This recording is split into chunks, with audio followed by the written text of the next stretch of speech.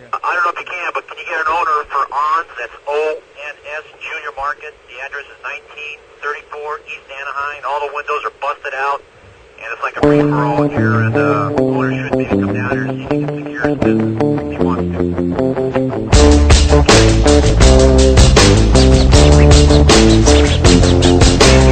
April 26, 1992, there was a riot on UZ1. You're gonna love this. This is my first one, but this is gonna be the best one by far. You probably heard me on the Eddie Burke Show.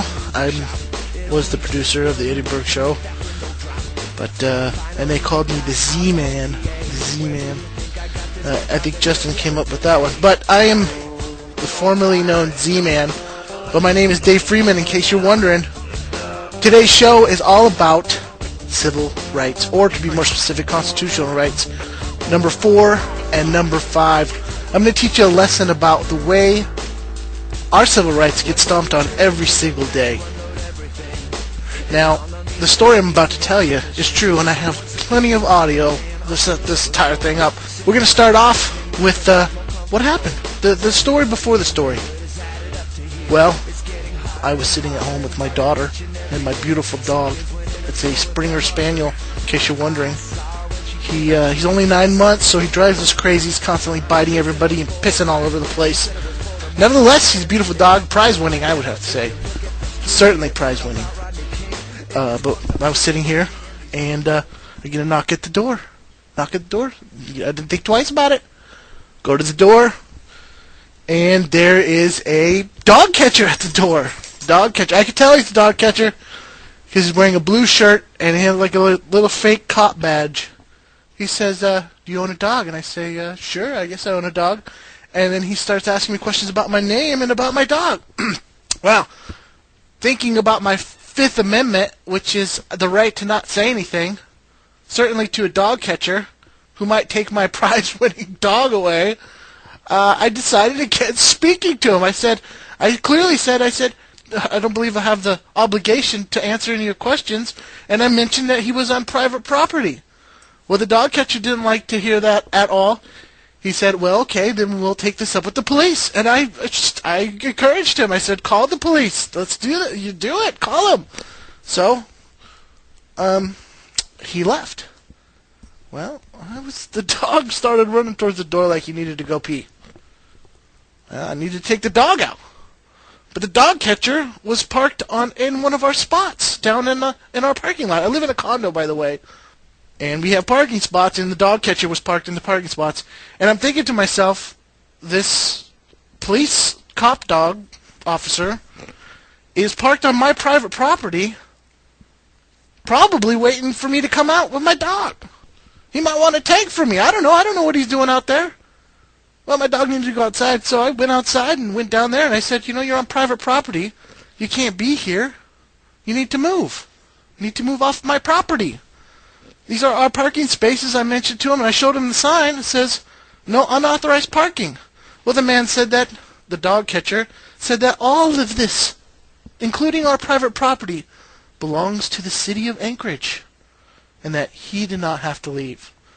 Well, I said, I'm going to have you towed. I'm going to have you towed. You're parked in one of our parking spots. So, he said the police are on their way, and I said, okay. That's fantastic. The police are on their way. So, proceed up to my house and wait for the police. I knew they were going to come, and being an inspiring journalist, or an inspired journalist, I thought it would be interesting to record the police's answers when they got here, after being called to a house because, well, at this point, I'm just guessing it's because the dog peed on the porch. I thought it was interesting that the police were coming to my house after I refused to talk to a dog catcher. Well, at this point, I'm standing on my porch because I know that according to the Fifth Amendment, I don't have to talk to anybody I don't want to, certainly while I'm in my home. Okay? I do not have to answer questions.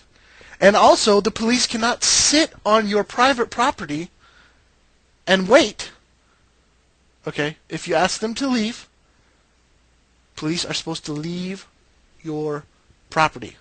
Now, of course, a police officer can sit on public property all day and wait for me. I don't have a problem with that. Imagine, if you will, owning a house and having a lawn, and the police parking their car on your lawn or in your driveway while they wait for other police officers after you informed him that he was on private property and asked him to leave, especially after you told him you weren't going to answer his questions. Imagine my shock and surprise when 3 police officers walked up to my apartment on my private property. Well, I thought it was funny that this dog catcher was getting police officers to come here, and I wanted to ask them questions. I thought it'd be a good idea to ask them questions and to record it. I don't know what I expected, to be honest with you. I thought it would be funny to ask some cops some funny questions about coming to someone's door over a dog, because I didn't believe it was possible, especially after I mentioned to the dog catcher I wasn't going to speak to him anymore. And that at that point, he needed a subpoena to talk to me. The funny thing is, the dog's not even mine. It's my wife's. It's not in my name. I don't have the license. I don't know where the license is. I don't know. I didn't do the shots. I really had nothing to do with the dog except for buying it, giving her money to go purchase it. Nevertheless, I waited for the police officers at the top of my stairs. The police officers finally came after hours and hours, it seemed like. And they walked up the stairs, and as they were coming up, I informed them that I was a journalist, and that I would be recording the conversation. And that's when this first part took place. I'm going to record it as well. So. Alright, sweet. Okay. What's going on? You got your ID on you? No. Is your ID inside? Possibly. Then let's go inside and get it. Well, you guys can stay out here, and I'll go get it. Well, actually, we're going to go inside with you. And No, you're not, unless you have a warrant. I don't need a warrant. Why? We were called here because of a problem with an animal, so we're going to check it out. So the police are here at my home, on my front porch, because there's a problem with the animal.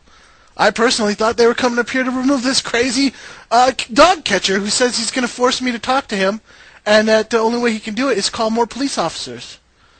So imagine my shock when they're here for a problem with an animal. Because I thought they were called because, like the dog catcher said, because I wouldn't talk to them. At this point, I'm thinking, well, I'm totally going to cooperate. I'll answer any of their questions. If they want to see the dog, I'd be happy to show them the dog on the porch. I certainly was not going to allow them in my house for no reason. Keep listening. You'll hear more. What problem are you talking about? Okay, let's go inside. Let's get your ID. No, you're not coming in my home. Okay. Unless you have a turn warrant. around and put your hands behind your back. No, that's not going to happen. So at this point, they threatened to arrest me. I mean, what else does put your hands behind your back mean? Certainly they didn't give me my Miranda rights, but when they slapped the handcuffs on, like my old stepfather Orlando says, it's all over. I assumed that I was going to jail. And I was shocked. I was going to jail because I wouldn't let him in my house. I was perfectly willing to go to jail, to be honest with you. I was totally willing. I thought this was fantastic. This is funny. This is hilarious that these police officers are actually trying to do this. But something creeped into my mind. Unless you explain to me what's going on. Very simple. Okay. There's a problem with your dog. We're here to check it out. Okay. We're going to go in your house, and we're going to check the dog out and make sure everything's okay. So they want to know what's wrong with my dog. My dog's fantastic.